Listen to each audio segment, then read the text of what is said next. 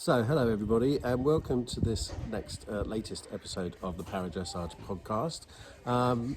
We've got a return guest this week in the form of Ricky Balshaw. So, Ricky Balshaw, hello and welcome to the Dressage podcast. And actually, normally I would do these things over Zoom, but Ricky was quite close to my house this weekend, so we decided to meet up and do this face-to-face and record it for YouTube as well, as a bit of a laugh. So there's going to be some background noise, there's going to be wind in the microphone because, you know, it's me, it's not a professional setup. We're actually at we're in Horwithy in Herefordshire at, I want to say it's the Riding for Disabled Association, but it isn't, is it? It's Is it not? No, it's... I thought it was. They got an RDA sign. Yeah, it's part of the Riding for the Disabled Association set up in Herefordshire, but I don't think it's the main centre. That shows how much Anyway. notice I take. We will find out what it's called and we will tell you what it's called, where we are exactly. But anyway, so we're here with Ricky. The reason that we are able to sit so closely together is that the UK has actually relaxed its rules around COVID. Both Ricky and I are double jabbed, we're double vaccinated, so we're reasonably confident that we're okay to sit like this, and legally we are allowed to because all the social distancing rules have been relaxed. And Rob has made me promise not to kiss him during this, so sorry. On many occasions. So that's what we're here for. Now, Ricky's got a particularly interesting story leading up to the Tokyo Games, which is why I've asked him to come and talk to us again. And it all ties in kind of with this burgeoning career that he has. But before we go into that, just for a quick recap for those that don't know, you were double silver medalist at Beijing? Single. I only got Single. one. Yeah. Sorry. Only one. But you were a silver medalist at Beijing. You were part and parcel of Team GB through the late 2000s, early 2000s, weren't you? Yeah. I think we first met at the Europeans in Herning in Denmark back in 2013. Good show. Good show. You were double silver medalist there, weren't you? Yeah, 2 silvers there. Excellent. And so Ricky's been part of Team GB for quite a while. You retired. When did you retire? 2016, just before the Rio Games. That's right. Yeah. Okay. So retired in 2016. Did become world power reigning champion. I did. 2019. 2019. Yeah. Yeah. So and I've not ridden a horse since that medal ceremony. That's right. I Yeah. remember you saying that. So you know, Ricky knows para dressage inside and out. But since retirement, you are developing a bit of a stand-up comedy career, aren't you? I'm working on it. Yeah, absolutely. And what's been the cause of that? What made you go into that? I kind of fell into it really. Obviously when you're on the team and getting medal stuff, you do a lot of sort of after dinner speaking and motivational talks. And I learned very early on that my talks were not the classic motivational dressage stories that you'd hear. It was more of an entertaining, and I kind of was accidentally trying to make people laugh anyway, and that was sort of what I did. So, and I love comedy, love stand-up comedy, love any form of comedy, and I thought I'd give it a go. And touch wood, it's going all right. So what have you done so far? I mean, you know, I know that you've got a gig coming up here in Herefordshire, but what sort of things, how do you break into stand-up comedy? And I know that, you know, for those that are wanting deep insight into para dressage, that will come. Start by just going to like open mic nights. A lot of them sort of mixed with comedy and singers and everything, and just get on and hope for the best. And so could have keep going, start with 5 minutes, go to 10s, and just keep working. So much writing goes into it, which is great fun. I love it. I didn't realise how much work went into it. And eventually sort of end up on like sort of a comedy open mic. So once you've got a bit of material and some background videos and things, you can send them to promoters. Hopefully at some of these 10s and these open mics, you got some promoters that are there watching, looking for the next talent. And then just people now get in touch with me and ask me if I can do it. And I love it. It's great fun. Excellent. So when did you start? When was the first open mic you did? The first open mic was about 6 months before lockdown. Right. Lockdown, obviously, as it did many people, really put a bit of a stop to me getting on stage, which was a shame, but it gave me an opportunity to write as well. So my first one was a little 10-minute open mic, and it went really well. My second one was terrible. I absolutely bombed, and it was the same material, totally different crowd. I thought I'd improve the 10-minute set by tweaking a few bits, so I went back to what I did first. But I can honestly say I learned more in that 10 minutes than all of the rest of my gigs put together. It was a horrible feeling, but it was a good lesson. There must be some parallels between that and paradressage? You know, you can do the same test with one group of judges, get brilliant results, same test, next group of judges. Like dressage, it's subjective. Yeah. You know, I think Jimmy Carr, I was watching an interview with Jimmy Carr, and he said it best. He said, if you find something funny, you're right, and if you don't find something funny, you're right. Yeah. You know, comedy is very subjective, and my humour can be a little bit dark. Obviously, I'm in a position, being disabled, there are quite a few disabled jokes in there, which I can, but no, on the whole, it's been received well. As I say, that second gig, I thought I'm doing the wrong thing here, but no, it's in hindsight, it was a good thing to have happened. And you talk about the writing process, and of course, all good writing is about what you know. You know, you write about what you know. So is your comedy based on your impairment and your disability and your career in paradressage, for example, or what sort of subjects do you cover? Yeah, aspects. I just try and give a view of the world through a disabled person's eyes.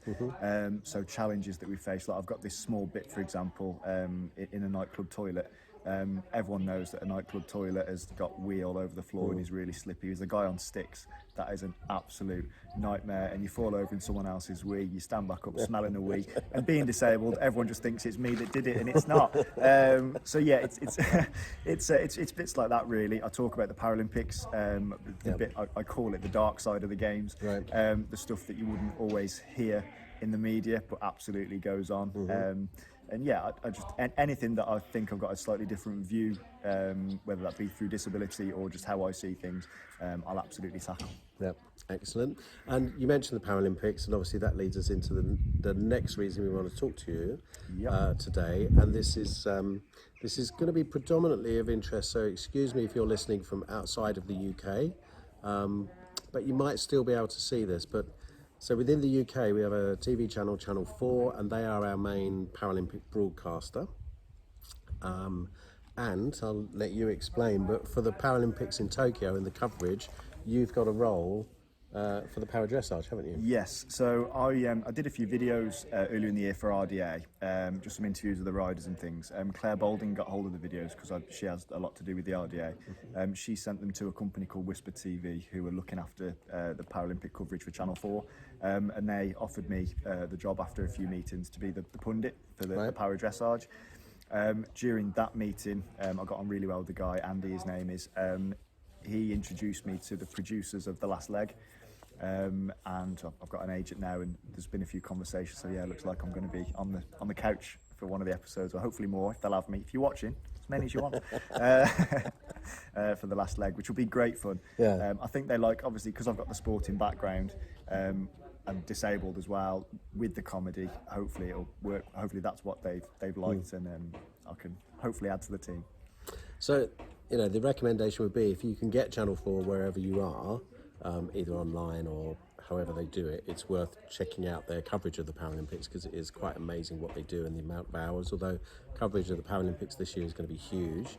And also if you can find The Last Leg during the games, whether that's live online or maybe afterwards on YouTube. I don't know how they do it. They've probably got a Twitter, so you're definitely able to get on that as well. That's highly recommended because that's big news. How do you approach being a pundit? It's not something you've done before, is it? I did a little bit for London. I was on the couch for one day. That was really difficult because Lee, who's a good friend of mine, I'm not saying anything here out of tongue that I've not said to him. He was obviously favourite to get his 12 in 12. And my part was live, and it had just been announced like 3 minutes before I went live that he hadn't got the gold. Right. And that was really difficult. My first time doing any sort of sports punditry, trying to put a positive spin on that. I think I did quite well. I was pleased with how it came across, and obviously genuinely gutted for Lee. Yeah. I really got thrown into the deep end that for my first time. In terms of doing it this year, I've got to do loads of homework, make sure, because I've been out of the game, competing for years, a lot of new names, new faces, new horses, new combinations. So it's just basically making sure my knowledge is on point so I can answer any questions that they have. Obviously watch the tests, have an opinion and give my opinion. It's quite, I say easy, I'm probably going to mess it up now, and as soon as they say live I'll probably mess it up, but all I've got to do is give my opinion on what I'm seeing, and hopefully I've got the knowledge base to pull that off. Yeah, and I think that's really, it's quite a crucial role, isn't it, particularly in a sport like dressage, which if you're watching for the first time, it's really hard to get your head around.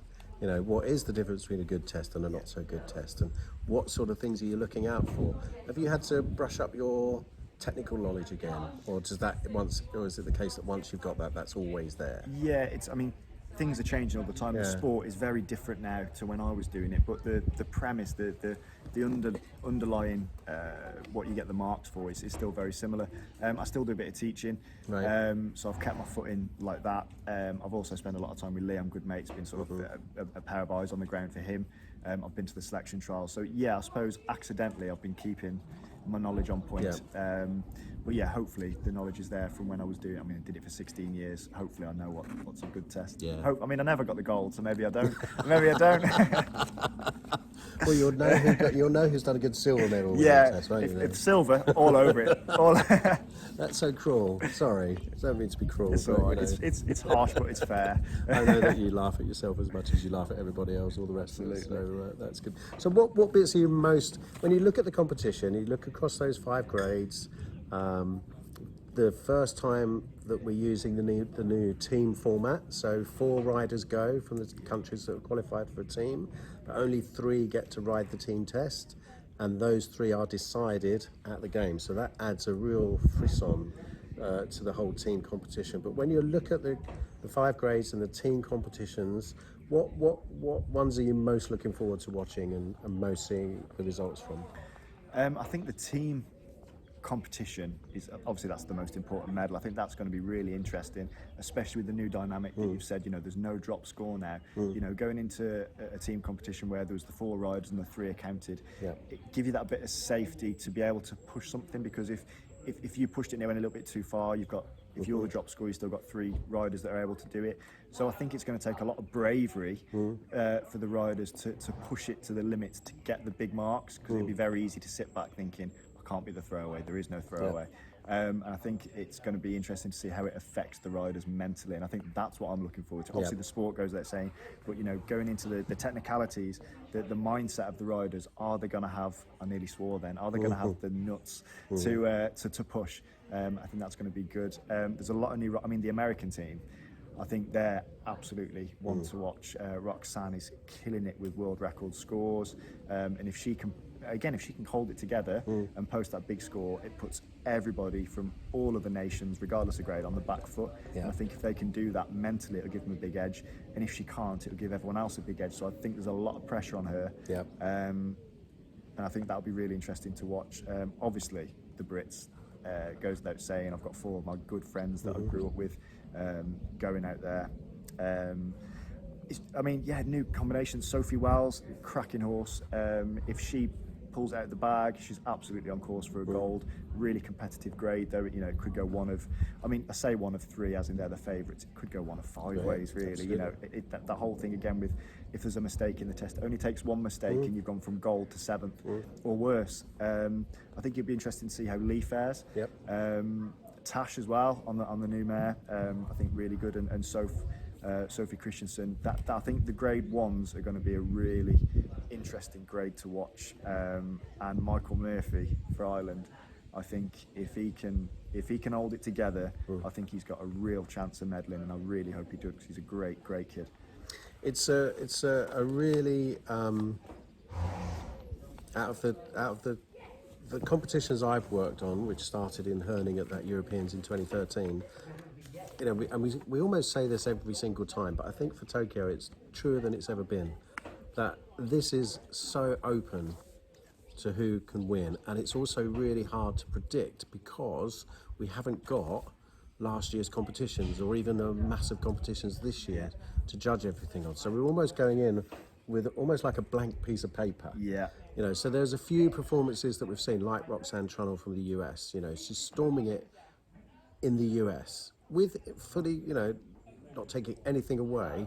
She has got world record scores from some of the judges that are going to be judging her in Tokyo. But you've also got these established riders like Lee Pearson, Sophie Wells, Natasha Baker, and quite a few from the non-UK teams who have got new horses. They're going to be on new horses. They've had these reliable rides for years and years and years, and now they're on new horses. So that's a new factor to put in. We've got new European champions coming through. Tobias from Denmark is currently the European champion. Jens Lassedokken from Norway. Good.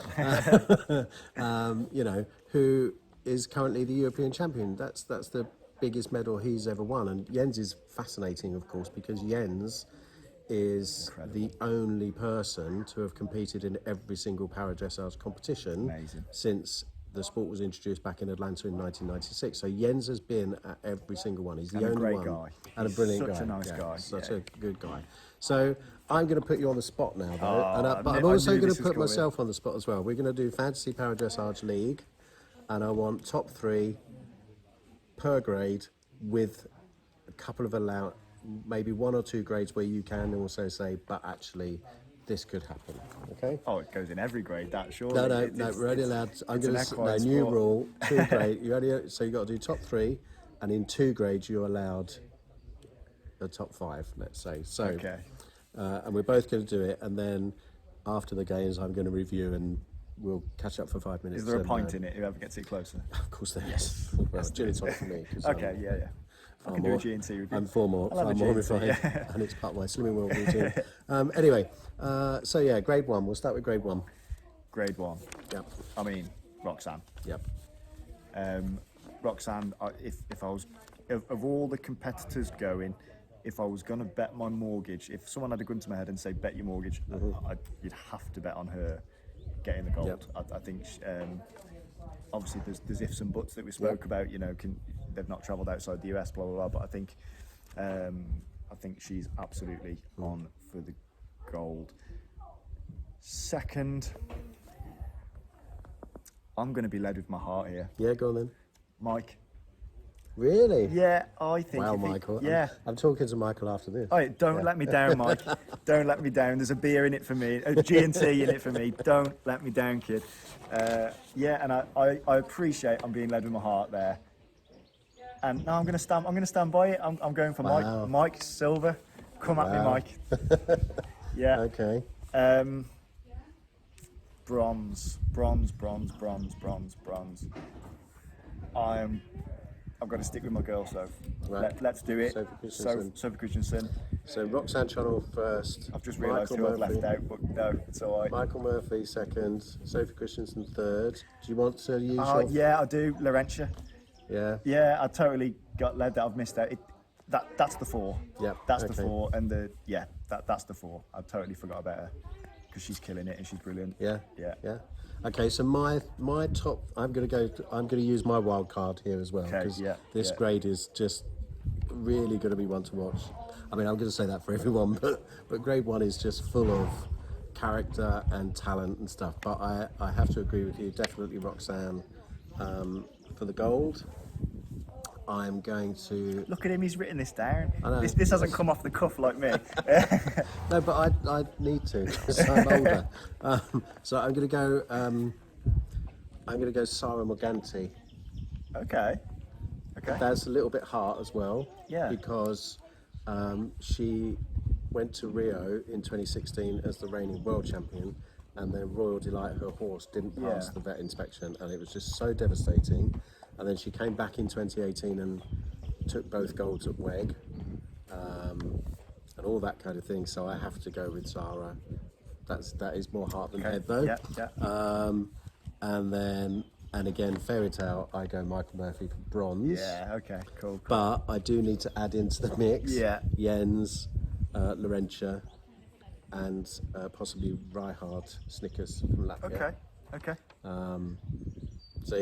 But 1 is really hard to That was predict. more than 1 wild card, but I'm going to let that slide. No, you're allowed a wild card grade. Oh, I misread the rules. Yeah. Misread the rules. Yeah, we're allowed more than the 3 in 2 grades. Okay. So we've used up at number 1. Okay, so that's grade 1.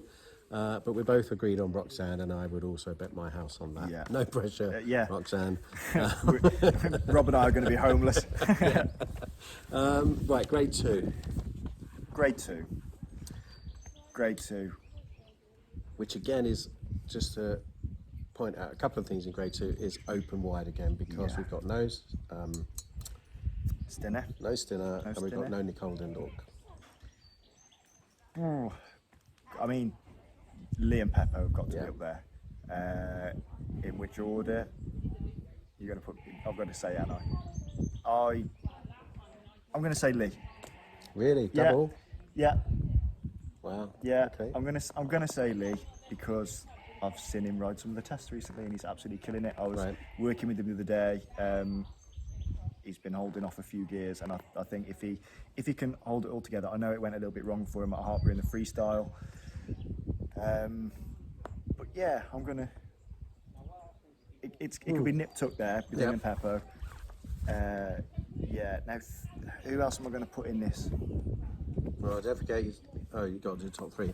And the other thing that we haven't cleared the rules on, obviously, because we're so professional, is of course that there are 2 individual medals. So we could split, but let's just do a top three. Top three. I think that works. Yeah. I mean, if we're talking freestyle, his freestyle's amazing, Lee. Because of course, in Rio it was split between Lee and Peppo, wasn't it? I think Lee got 3 and Peppo got the individual. It's been very nip tuck. Yeah.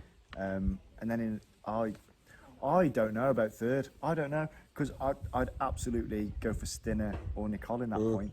And Stinner's just retired. Nicole's not there this year. So I'm going to throw in then. Go on. Because I agree with you. It's between Lee and Peppo. Yeah. No offence to the others, but when you look on paper and you count the experience, because experience counts for Paralympics, obviously.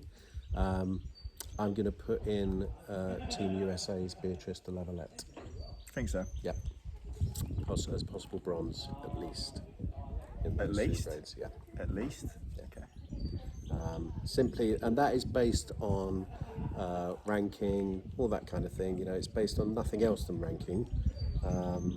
Plus a chat that I had with her the other week, and some of the and some of the just some of the scores that came out of those competitions in the States. Plus, the Paralympics is about the Paralympics throws up fairy tales. Oh yeah. In a way that other, Europeans or worlds don't necessarily. It's just got that magic about it, hasn't it? Yeah, and it really can give people that edge, and it can, it can take them down, but it can give them that edge. And I just wonder if this year is totally Team USA's year. So we shall see. We shall find out. Okay, grade 3. Oh. So this is, I think. Let me guess who Ricky might go for in grade 3. Tash. Team 100%. Oh, Team Tash. Yeah, she's killing it. Right. Yeah, love the mare, love Tash. And Tash is my girl, isn't she? I can't not. She would absolutely slap the poo out of me if I didn't say. But what about the horse though? Because obviously Tash, we know from Paralympic Games on Cabral, JP, and obviously very sadly JP tragically isn't with us anymore. Yeah. Tash has had an up and down ride replacing JP with Diva at WEG. Yeah. Didn't work out for her. Yeah. Tash still has a WEG jinx to break. But is Lottie up for it? I think she's quality. Yeah. I think she's quality. And I think, I hope that the memories of previous competitions don't stick with Tash, and she can absolutely ride the test as she needs to without having to back off for whatever fears. And again, this goes into the drop scores and stuff. I really like the mare, and what I think's massively helped Tash is the 12-month delay. Yeah. I think, my money is absolutely, I'm not sure I'd bet my mortgage. Sorry, Tash. No, I would. You got my mortgage as well. So that's Natasha Baker from Team GB. What about the silver and the bronze? Where would you go with those? You've got the likes of Tobias from Denmark, you've got Rebecca Hart from the USA, you've got Emma Booth in Australia, Rix van der Horst, of course. I think you've got to put Tobias up there. 100%. Lovely horse. He's talented. I think that's great. And I've seen a few clips of Emma. If she can keep it together as well and it all goes to plan, that's my 3. Right, okay. I think Emma could do it. So I think you make a really good point about how the year-long delay has helped Natasha. I wonder if the year-long delay could affect Tobias negatively. Yeah. Because Tobias would have been going into Tokyo on the back of a storming Europeans. Momentum. And all that momentum was taken away from him. So you could argue, there is an argument that you could say that maybe it'll be interesting to see, we don't know. He may be watching this and going, no, I've had a brilliant year. See, this isn't my podcast, so I can say somewhat controversial. I hope the year off has been better for Tash than it has Tobias. Well, I hope. I said it. Yeah, no, that's your pundit, and we're asking for your punditry. My 3, 4, 3 is Oh, it's really hard because I'm in a real heart. Who else have you got? So we got Oh, yeah. Rebecca Hart, Emma Rixt. Booth, Rix van der Horst. You know, Rixt is current world champion. So I'm just gonna. Actually, I'm going to use my wild card on this grade as well. I'm going to hedge my bets on this one. So I'm taking, what's it called in betting? In each way bet. Hedging your bets. Yeah. So I am going to say Natasha for gold. Yeah. I am going to, I will nail my flag to that mast simply because of the experience. This is her third games. She's gold medalled in London. She's 3 gold medals from Rio because obviously got the team as well. She wasn't on the team in London. I just can't see anyone beating her at a Paralympics. Yeah. I hope that's not. So I'm going to go Tash for gold, and then silver and bronze is anyone's between Tobias Thorning Jørgensen from Denmark, Rebecca Hart from the USA. And it would be lovely if Rebecca got a Paralympic medal finally. It'd be great. She's done a few games now, hasn't she? And, Yeah, I did an interview with her way back in the run-up to Rio, and she said, you know, I'll never forget the quote, which is, I just want some metal around the neck at a Paralympic Games. She finally got metal around her neck brilliantly at WEG in 2018 when she got a silver and a bronze, or possibly even 2 silvers, I think. I can't remember now. in fact, Michelle's done a great job with that team. Yeah, oh, he has, yeah. I mean, the way they've gone, the way they built on WEG going into Tokyo, you know, I say it now, I think Team USA will be one of the stories of the Tokyo Games for the whole games, not just para-dressage. I think for the whole Tokyo Paralympics, Team USA will be one of the stories that we talk about when we look back on Tokyo 2020. But yeah, so for grade 3, I have to go Natasha to win, Tobias, Rebecca Hart, Emma Booth for Australia, like you say. Didn't have a brilliant WEG, but you see videos, you see the scores coming through, and you'd never write off Rixt van der Horst from the Netherlands, basically. So again, another one to watch. It's an open grade. Right, so cracking on. You can do the next grade. You've put me on the spot first each time. You can go first for this grade. Haven't I? Yeah. Where's my podcast? It's your podcast, but I'm putting my foot down. Okay, so grade 4. Grade 4, again, blah, blah, blah, fascinating. How do you call this when you've got Sana Wirtz from the Netherlands, who is on the verge of triple. So she is European champion across all 3, you know, team and the 2 individuals. She's world champion across team and the individuals. So she's going for the triple. No one's done that since She'd be top of my list. No one's done that since the early 2000s. I think Deb Criddle is the only person who's ever done that from Team GB. So Tanya's on. Has Lee not done it? No. Is he not? No. Sana's on Crap, for Lee. that. Sana is. Oh, right. Are you making me doubt myself now? I'm sure he was.